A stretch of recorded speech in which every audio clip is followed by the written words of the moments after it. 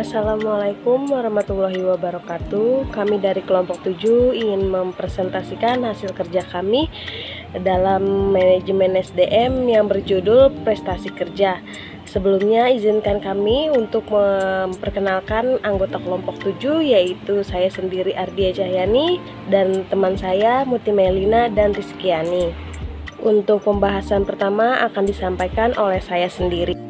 Pembahasan yang pertama adalah pengertian prestasi kerja, yang kedua adalah proses penilaian prestasi kerja, yang ketiga adalah manfaat penilaian prestasi kerja, yang keempat faktor-faktor yang mempengaruhi prestasi kerja, yang kelima strategi meningkatnya prestasi kerja.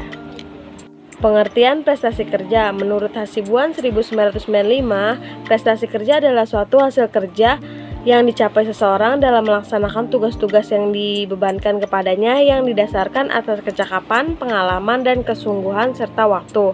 Menurut Moh Asud 1995, prestasi kerja sebagai kesuksesan seseorang dalam melaksanakan suatu pekerjaannya. Objek penilaian prestasi kerja yang pertama, hasil kerja individu biasanya berlaku pada bagian produksi dengan indikator penilaian output yang dihasilkan, sisa, dan biaya per unit yang dikeluarkan. Selanjutnya perilaku seperti ketepatan waktu pemberian laporan, kesesuaian gaya kepemimpinan, efisiensi, dan efektivitas pengambilan keputusan, serta tingkat absensi. Yang ketiga itu sifat, objek penilaian yang dianggap paling lemah dari kriteria penilaian prestasi kerja karena sulit diukur atau tidak dapat dihubungkan dengan hasil tugas yang positif, serta sikap yang baik, rasa percaya diri, dapat diandalkan, mampu bekerja sama. Proses penilaian prestasi kerja yang pertama itu prestasi kerja karyawan, penilaian prestasi kerja seperti ukuran-ukuran prestasi kerja, standar input, standar proses, standar output, umpan balik bagi karyawan, catatan-catatan tentang karyawan, keputusan-keputusan personalia. Manfaat penilaian prestasi kerja bagi organisasi, yang pertama perbaikan kinerja, yang kedua penyusunan kompensasi, yang ketiga keputusan penempatan tenaga kerja karyawan, yang keempat kebutuhan pelatihan dan pengembangan, yang kelima perencanaan dan pengembangan karir, yang keenam meningkatnya semangat kerja dan gairah kerja, yang ketujuh meningkatnya motivasi kerja, yang kedelapan meningkatnya atau mengembangkan kecakapan karyawan, yang kesembilan memperbaiki atau mengembangkan uraian pekerjaan, dan sebagainya. Pembahasan selanjutnya akan dibacakan oleh Muti Melina. Saya akan melanjutkan slide berikutnya, yaitu manfaat penilaian kerja prestasi kerja bagi individu. Yang pertama, meningkatkan motivasi. Yang kedua, meningkatkan kepuasan hidup. Yang ketiga, adanya kebiasaan standar hasil diterapkan oleh pekerja.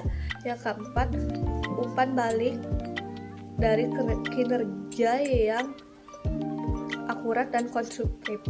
Yang kelima, pengetahuan tentang kekuatan dan kelemahan menjadi lebih besar. Yang keenam, pengembangan tentang pengetahuan dan kelemahan menjadi lebih besar, membangun kekuatan dan mengurangi kelemahan semaksimal mungkin. Yang ketujuh, adanya kesempatan untuk berkomunikasi ke atas. Yang kedelapan, peningkatan pengertian tentang nilai pribadi. Yang kesembilan, kesempatan untuk mendiskusikan permasalahan pekerja dan bagaimana pekerja mengatasinya. Yang kesepuluh, suatu pemahaman yang jelas dari apa yang diharapkan dan apa perlu untuk dilaksanakan untuk mencapai harapan tersebut. Yang ke-11, adanya untuk mendiskusikan cita-cita dan bimbingan dorongan atau pelatihan yang diperlukan untuk memenuhi cita-cita karyawan. Yang terakhir yaitu meningkatkan hubungan yang harmonis dan aktif dengan atasan. Tujuan penilaian prestasi kerja untuk tujuan administrasi personalia, karena hasil penilaian prestasi kerja yang akan menjadi dasar untuk penetapan naik turunnya penghasilan pegawai, penetapan kepelatihan pegawai, penetapan jabatan pegawai seperti promosi, rotasi, demosi, atau jabatan. Yang D, sebagai dasar untuk evaluasi kinerja dan produktivitas organisasi dan unit kerja pada umumnya, serta individu-individu pegawai dalam setiap khususnya. Tujuan untuk pengembangan diri pegawai adalah meliputi A. Sebagai dasar untuk mengidentifikasi kelebihan atau kekurangan pegawai sehingga dapat menjadi salah satu bahan pertimbangan dalam melibatkan pegawai program-program pengembangan pegawai. Yang B. Sebagai alat untuk memperbaiki atau mengembangkan kecakapan kerja serta meningkatkan motivasi kerja bagi pegawai. Yang C. Sebagai alat untuk mendorong atau membiasakan para atasan atau jabatan penilai dalam mengamati perilaku kerja secara keseluruhan. Manfaat penilaian prestasi kerja yaitu tujuan organisasi, tujuan individu, standar kinerja dibangun oleh uraian pekerja dan tujuan. Selanjutnya penilaian prestasi kerja merupakan evaluasi terhadap kemampuan motivasi pegawai. Yang terakhir, penggunaan perencanaan SDM, kompensasi, upah dan bonus, program, diklat, dan motivasi. Syarat-syarat penilaian prestasi kerja. Yang pertama, penilai harus jujur, adil, objektif, dan mempunyai pengetahuan yang luas tentang unsur-unsur yang dinilai. Yang kedua, penilai hendaknya mendasar pada penilaian atas salah atau benar, baik buruknya terhadap unsur-unsur yang dinilai. Yang ketiga, penilaian harus jelas uraian pekerja dan setiap karyawan yang akan dinilainya.